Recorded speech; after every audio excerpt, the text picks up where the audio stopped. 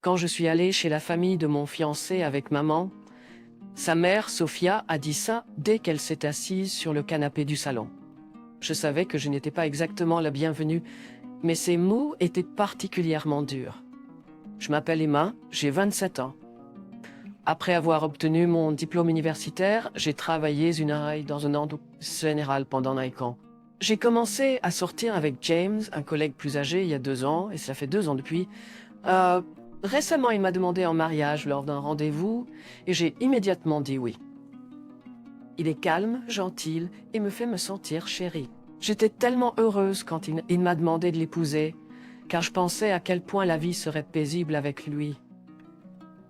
J'ai été élevée par une mère célibataire. Mon père est décédé d'une maladie quand j'étais à l'école primaire. C'était solitaire sans papa, mais maman m'aimait 2 fois plus et travaillait dur pour m'élever avec beaucoup de soin. Bien que papa n'ait pas de famille, mes grands-parents étaient en bonne santé et s'occupaient souvent de moi. Ils ne vivaient pas à proximité, donc ils ne pouvaient pas venir souvent. Et ils ont proposé un monde vite vivre avec travail mais ils ne pouvaient pas déménager immédiatement. Et j'aimais voir maman pleine de vie au travail, donc je ne voulais jamais qu'elle quitte son travail pour moi ou qu'elle passe plus de temps avec moi. Quand maman a demandé, j'ai secoué la tête. Maman a souri heureusement quand j'ai dit ça. J'ai essayé d'aider aux tâches ménagères autant que je pouvais pour soulager le fardeau de maman. Elle était parfaite pour l'organisation et le nettoyage, mais pas si bonne pour la cuisine. Alors je me suis concentrée sur la cuisine. Au début, je ne pouvais rien faire de complexe, mais même les plats simples rendaient maman si heureuse. Avec le désir de lui plaire, mes compétences en cuisine se sont rapidement améliorées. Maman rentrait souvent tard du travail, mais elle s'assurait toujours de me vérifier avant d'aller se coucher. Je fermais les lumières et faisais semblant de dormir, pensant que cela la rassurerait. En sentant la présence de maman près de mon lit, je m'endormais vraiment. Puis j'ai obtenu mon diplôme du lycée de l'université et j'ai réussi à trouver un emploi. James, mon petit ami, est un peu décédé. J'avais des souvenirs vagues de papa qui est décédé quand j'étais en 3e année, mais je me souvenais clairement de son sourire gentil et de son dos chaleureux. Je ressentais la même chaleur de James. Il me l'a dit après la demande en mariage. Il vivait seul, ayant déménagé de chez ses parents et parlait rarement de sa famille. J'avais soupçonné qu'il y avait quelque chose d'inhabituel. J'étais intimidée par les titres qui sortaient tête. Je me demandais si je pourrais m'intégrer dans une telle famille. Peut-être qu'il me disait cela parce qu'il pensait que je pourrais ne pas m'intégrer malgré la demande en mariage. En effet, il n'était pas encore pour m'intégrer. Je me suis penchée en avant, me demandant ce que cela pouvait être. Est-ce que l'importance des titres signifie qu'ils n'approuveront pas quelqu'un issu d'une famille monoparentale comme moi? Je me suis préparée me demandant si ça concernait le fait qu'il endure et reste avec moi.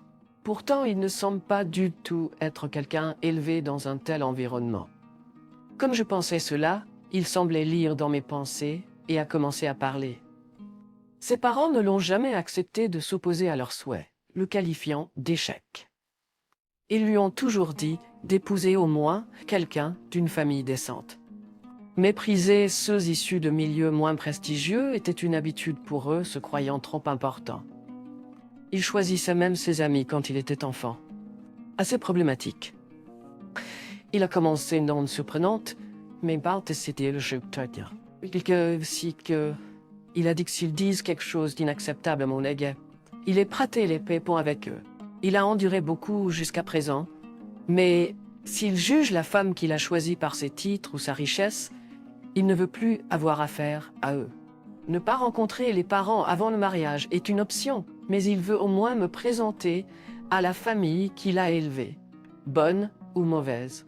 Il a également mentionné un faible espoir qu'il ne soit pas trop impoli, car il présente une femme qu'il veut épouser, pas seulement une amie.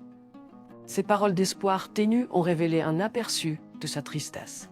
Plus tard, ses parents ont dit « Si tu viens nous saluer, amène aussi ta mère ».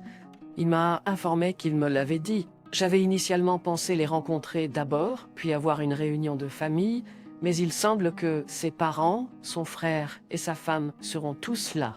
C'est intimidant, mais quand je l'ai dit à maman, elle a immédiatement accepté. Je lui ai également fait un résumé de sa famille en me basant sur ce qu'il m'a dit. J'ai répondu avec un sourire et maman a acquiescé avec un sourire aussi. Son sourire m'a tellement soutenu jusqu'à présent. J'ai réalisé qu'il n'y a rien de plus rassurant que d'avoir maman avec moi. Je lui ai également dit que James a dit que nous pouvons ignorer les remarques désobligeantes de sa famille, bien que, connaissant la nature de maman, je doute qu'elle puisse simplement les ignorer. Le jour de la rencontre, pleine de détermination, nous sommes entrés dans leur maison et tout de suite, Sophia a commencé avec ses remarques désobligeantes. James l'a réprimandé, mais Sophia et sa famille semblaient tous rire moqueusement. En effet, ils étaient très désagréables. Maman a rapidement répondu avec un rire à la sarcasme de Sophia. Elle avait ce regard sur son visage. Elle est surprise qu'on lui réponde. Son attitude laissait entendre qu'elle nous faisait une faveur en acceptant une fille d'une famille de classe inférieure. Le ton de Richard était condescendant, presque surpassant celui de Sophia. Sophia et sa belle-sœur Rachel ont ri par le nez à cela. « Chaska, je monterai », se disait que je n'étais pas en colère.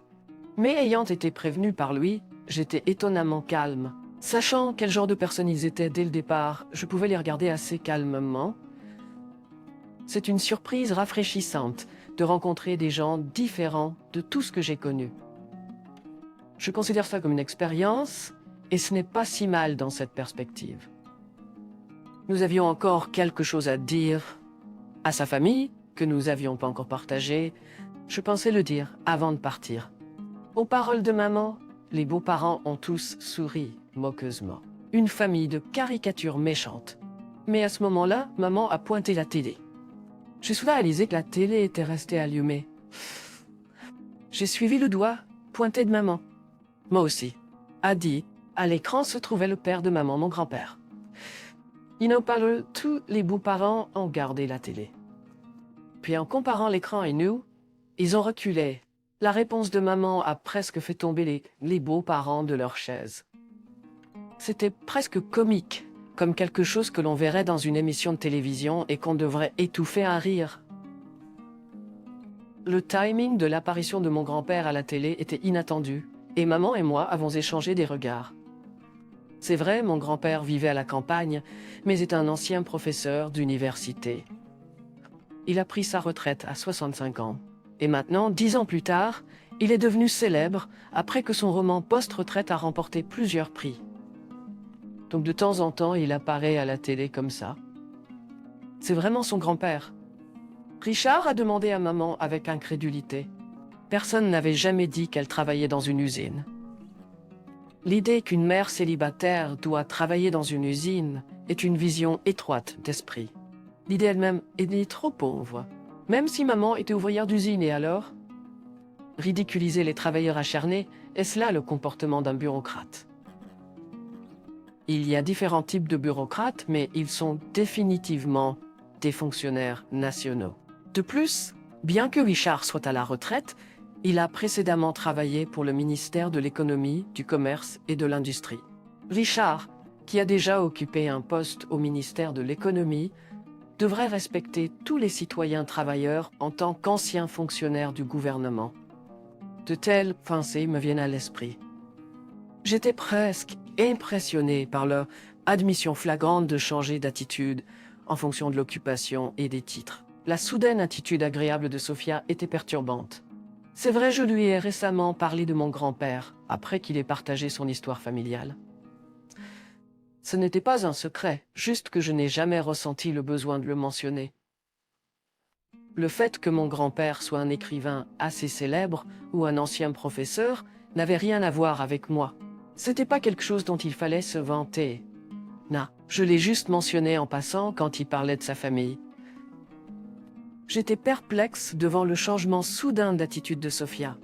Maman, face aux beaux-parents, s'est tournée, embrassé les beaux-parents, a pris une profonde respiration. Les beaux-parents n'avaient probablement jamais imaginé être rejetés de cette façon. Tout le monde, sauf lui, clignait des yeux d'incrédulité. Pensait-il que nous serions ravis de faire partie de leur famille juste parce qu'il l'avait dit? Il pensait probablement qu'avoir un auteur célèbre comme grand-père serait un autre atout à leur actif. Mais c'est pas comme ça que ça marche. Je me suis senti désolé pour lui, mais s'ils pensent avoir le droit de choisir leurs proches, nous aussi. Nous n'avons pas besoin de personnes qui sont influencées, unées par les titres. Cependant, je ne pouvais dire cela que parce qu'il partageait mes opinions. Je me suis demandé s'il avait choisi sa famille, aurais-je pu parler ainsi? Pendant un moment, j'y ai pensé, mais le résultat aurait été le même. En y réfléchissant, je n'ai ressenti que de la gratitude pour qu'il m'ait choisi plutôt que sa famille. Encouragés par lui, nous nous sommes levés pour partir. Ses paroles fermes m'ont rempli de joie. J'avais fait le bon choix en lui. Juste au moment où nous allions partir, maman a soudainement applaudi comme si elle souvenait de quelque chose. En entendant les paroles de maman, je m'en suis souvenu aussi. Sophia était surprise. Urban Vista est une entreprise que ma mère a créée avec une amie. Intéressée par la mode depuis son enfance, elle est allée dans une école de mode après le lycée, puis a travaillé en tant que designer dans une célèbre marque de mode. Elle a démissionné pour se marier, mais a démarré l'entreprise lorsque j'ai commencé l'école primaire avec une ancienne collègue et amie. Son amie s'occupait de la gestion pendant que maman travaillait en tant que designer. L'entreprise, maintenant âgée de 20 ans, est l'une des principales marques de mode du pays, avec des designs très appréciés à l'international. James a dit que si nous avions dit cela dès le début, les beaux-parents n'auraient probablement pas été opposés au mariage. Ils étaient opposés au mariage, mais ils voulaient me présenter sans révéler cela, souhaitant une famille qui m'accepterait et m'approuverait en tant que personne. Si c'était ce genre de famille, nous voulions continuer les relations, mais sinon, il était prêt à couper les liens. J'étais prêt à m'impliquer dans cela, mais j'ai accepté de l'aider à comprendre la véritable nature de sa famille. J'ai simplement acquiescé à sa demande. Il a dû lutter avec la décision de couper les liens avec sa famille. C'est pas facile de laisser partir sa famille. Il avait besoin d'un catalyseur. Les yeux de Sophia étaient en feu. Apparemment, il y a une réception pour des dignitaires étrangers et les beaux-parents ont été invités. Ils avaient commandé des robes de la société de ma mère. Pour l'événement, il semble que Sophia se vantait d'avoir commandé une robe spécialement faite par Urban Vista et maintenant, elle était furieuse à l'idée d'être embarrassée de ne pas l'avoir. C'était sa décision de se vanter. Notre refus de la commande n'avait rien à voir avec ses actions. Maman est restée résolue, indifférente à la crise de colère. J'admire cet aspect ferme et inéluctable de maman. Après tout, elle n'aurait pas pu diriger une entreprise tout en élevant un enfant, sans une telle force. Ignorant les beaux-parents enragés, nous sommes rentrés à la maison. Maman a dit en souriant, « Finalement, nous avons eu un mariage modeste, entouré d'amis proches et de la famille qui se souciait de nous. Maintenant, nous vivons heureux ensemble avec mon mari et ma mère. » Nous avions peu de contact avec les beaux-parents, mais 2 mois plus tard, la nouvelle a éclaté de l'affaire de Daniel avec une femme d'un club haut de gamme fréquenté par des bureaucrates. La femme a vendu son histoire à un magazine à scandale, affirmant qu'elle avait été utilisée et jetée par un fonctionnaire du ministère de l'Intérieur. Je pensais qu'un employé ordinaire n'aurait pas causé autant d'agitation, mais c'est dur d'être un bureaucrate.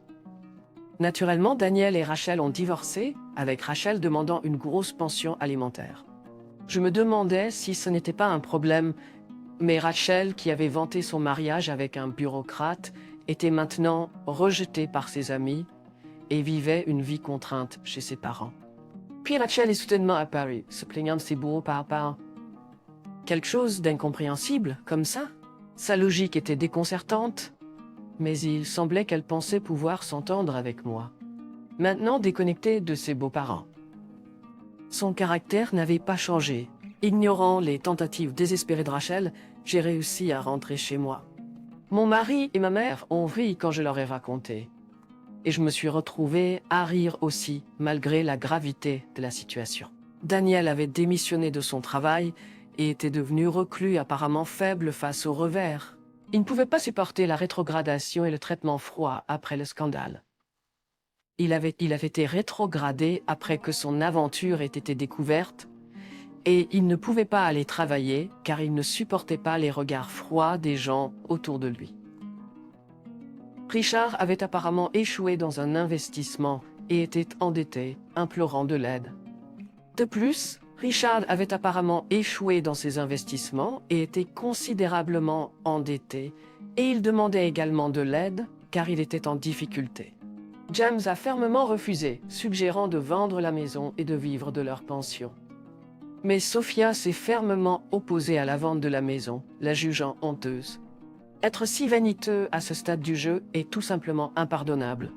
James a refusé toute aide et a bloqué leurs appels. 6 mois plus tard, ils ont vendu la maison et ont déménagé dans un village isolé. Maintenant les apparences. Même si ce sont des membres de la famille, il est impossible de coexister sans respect mutuel. Une approche différente ou un peu d'amour aurait peut-être mené à un avenir différent. Mais c'est la vie qu'ils ont choisie. Imposer ses opinions, comme étant la justice, n'est qu'une imposition. J'ai réaffirmé mon désir d'avoir une relation familiale solidaire avec mon mari et ma mère, et peut-être un nouveau membre de la famille dans le futur. Toujours faire des efforts pour se comprendre mutuellement et vivre avec amour.